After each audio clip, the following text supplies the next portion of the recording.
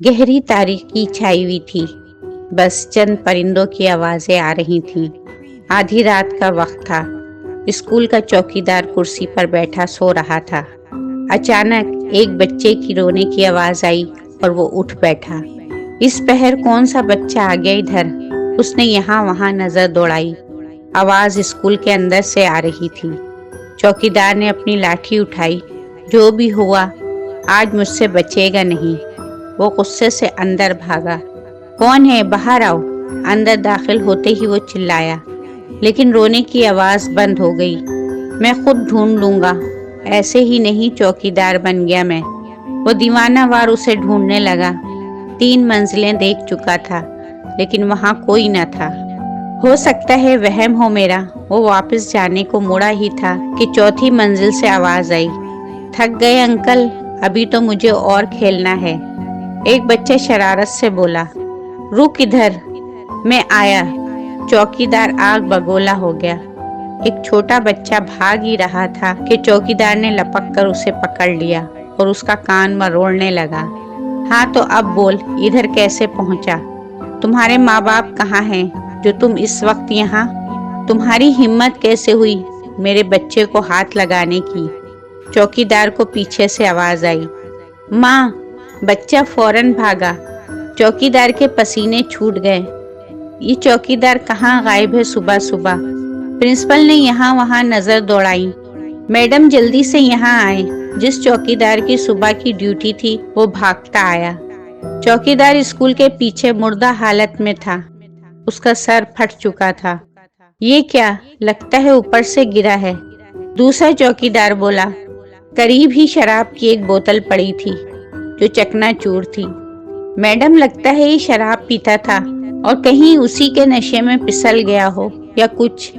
चौकीदार ने कहा, उसे पोस्टमार्टम के लिए शहर भिजवा दो, खुद मालूम हो जाएगा। पुलिस स्कूल में नहीं आनी चाहिए और बच्चों के आने से पहले पहले इनको यहाँ से उठवा दो। प्रिंसिपल का दिल जोर से धड़क रहा था। अगर ये कत्ल हुआ तो बहुत मुश्किल में फंस जाएंगे। वो सोचने लगी। पोस्टमार्टम रिपोर्ट आ गई है मैडम। ओह, तो इसका मतलब है हमारा शक ठीक था। उसने शराब पी और लड़खड़ा कर गिर गया।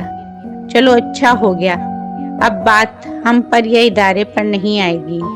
हूर? जी मैम। हूर जो कैंटीन में बैठी चाट खा रही थी। मैम सोनी की बात पर उनकी तरफ मतवज्जा हुई। बेटा ये किताब लाइब्रेरी में रख आएंगी, मुझे एक क्लास लेने जाना है, बहुत देर हो रही है, अगर आप फ्री हो तो। जी मैम कोई प्रॉब्लम नहीं, मैं रख आऊंगी। वैसे भी मैम नौरीन आज नहीं आई तो ये क्लास फ्री है, हूर ने जवाब दिया। थैंक यू बेटा। मैम सोनी सीढ़ियों से नीचे उतर गई। हूर तुम पागल तो नहीं हो गई? रात के इस पहर तुम लाइब्रेरी जाओ, वो भी आखिरी मंजिल तक।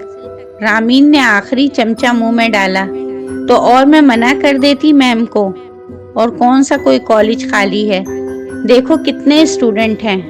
हूर ने कैंटीन के बाकी टेबल्स की तरफ इशारा किया।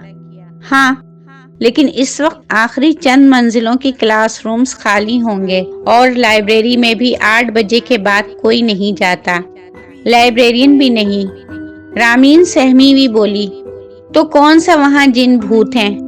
कम ऑन यार, तुम ना चलो, बेशक मैं अकेली ही चली जाऊंगी। ये लिफ्ट पर जाऊंगी सीधा लाइब्रेरी वाले फ्लोर पर और वहां से सीधा वापस सेकंड फ्लोर, यानी तुम्हारे पास। तुम जल्दी से बर्गर और जूस लो, मैं बस यूं आई। हूर तेजी से लिफ्ट की तरफ भागी। कॉलेज की दूसरी ब्रांच टीचर्स की कमी के बाइस बंद कर दी गई थी और इन तालबात को भी इस ब्रांच में लाया जा चुका था। जो तालबात दूर की थीं, उनके लिए मॉर्निंग और इवनिंग क्लासेस रखी गई थीं और जो इसी जगह की रिहायशी थीं, उनके लिए नाइट क्लासेस जो कि 7 बजे से 12 बजे तक की थीं। हूर चूंकि वहाँ की रिहायशी थी, इसलिए वो यहाँ नाइट क्लास लेने आती थी और जाती भी कहाँ, गांव का इकलौता गर्ल्स कॉलेज था। लड़के तो गांव से बाहर तालीम के लिए चले जाते थे। हालात के पेश नजर कोई भी लड़कियों को शहर हॉस्टल में भेजने को तैयार ना था। गांव के मुखिया और चंद बासर लोगों ने मिलकर हुकूमत पर दबाव डाला और एक आलीशान 6 मंजिला कॉलेज इमारत की बुनियाद रखी, जिसके बाइस गांव की लड़कियां आज तालीम हासिल कर रही थीं। चलो जी, इस किताब को उसकी जगह पर रख देती हूँ। हूर को अचानक कदमों की आवाज सुनाई दी। उसने यहाँ वहाँ देखा, कोई नहीं था। शायद मेरा वहम था। अचानक उसको सफा पलटने की आवाज आई। ये कौन पागल है जो इस वक्त अकेले यहाँ आई होगी? हूर आवाज की जानिब बढ़ी, जो कि शेल्फ नंबर 3 के पीछे से आई थी। उसकी हैरत की इंतहा ना रही जब उसने अलमारी के पीछे दाएं बाएं देखा, लेकिन वहां कोई भी मौजूद नहीं था। एक पल को वो सहम गई, लेकिन एक बार फिर से सफ़े उलटने की आवाजें आई। उसने पलट कर देखा तो एक किताब जमीन पर पड़ी थी और हवा से उसके सफ़ात उलट पलट रहे थे। तो तुम थी, मैं तो डर ही गई थी। उसने किताब उठाई और शेल्फ में लगा दी। चलो जी, अब चलते हैं, बर्गर ठंडा हो रहा होगा। उसने लिफ्ट का बटन दबाया, लेकिन दरवाजा नहीं खुला। अब इसको क्या हो गया? उसने फिर से कोशिश की, लेकिन दरवाजा नहीं खुला। लगता है टांगों को ही जहमत देनी पड़ेगी। वो सीढ़ियां उतरने लगी। चौथा और 5वां फ्लोर इस वक्त खाली था, क्योंकि इनमें दोपहर को क्लास होती थी। वो जैसे ही 5वें फ्लोर पर पहुंची, उसे एक क्लास से कुर्सी घसीटने की आवाज आई। शायद सफाई वाला होगा। इसने खुद का ध्यान वहां से हटाया और नीचे की जानिब दौड़ लगा दी। कुछ सीढ़ियों पर उसे महसूस होता कि कोई उसके पीछे सीढ़ियां उतर रहा है, लेकिन वो जब पीछे देखती वहां कोई ना होता। तीसरी मंजिल पर पहुंचते ही रामीन उसके सामने थी। कहाँ रह गई थी हूर? मैं ऊपर ही आ रही थी तुम्हारे पास। लिफ्ट में कोई गड़बड़ हो गई है, ठीक कर रहे हैं वो, इसलिए मैं सीढ़ियों से। रामीन ने बात अधूरी छोड़ दी, क्योंकि इसे महसूस हो रहा था कि हूर उसकी बात नहीं सुन रही। वो बार बार ऊपर देख रही थी, जैसे उसकी नजरें कुछ तलाश कर रही हों। क्या हुआ हूर? कुछ नहीं रामीन, ऊपर कुर्सियों के घसीटने की आवाज आ रही थी। मुझे लगा कोई सफाई वाला है, लेकिन वो तो वहां नीचे है। यही देख रही हूँ कि ऊपर कौन था।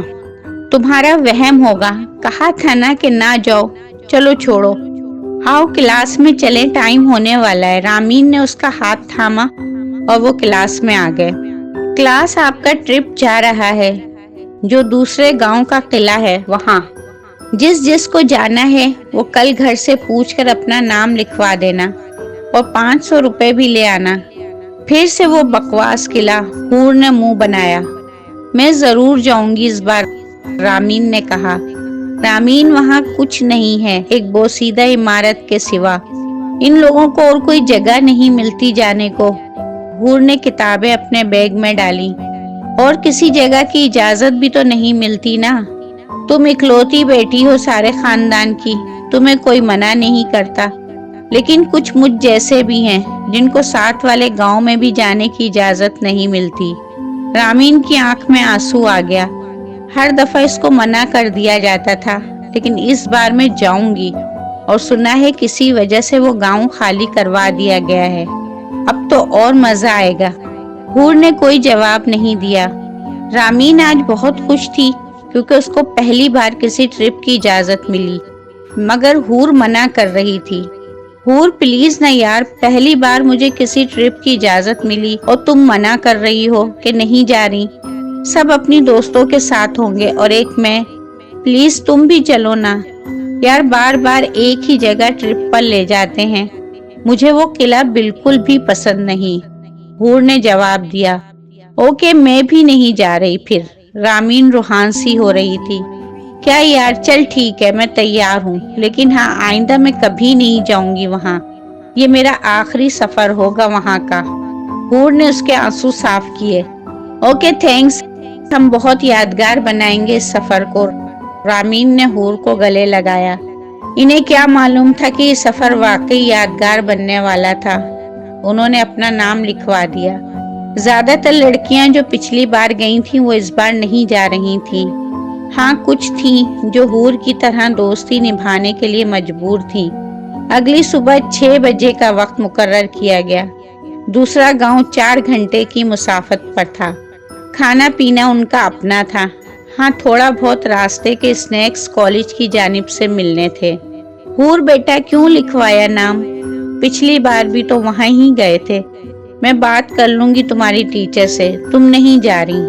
ماں، میں رامین بس نہیں، مطلب نہیں، تم کہیں نہیں جا رہی ہو، جاؤ اور سو جاؤ۔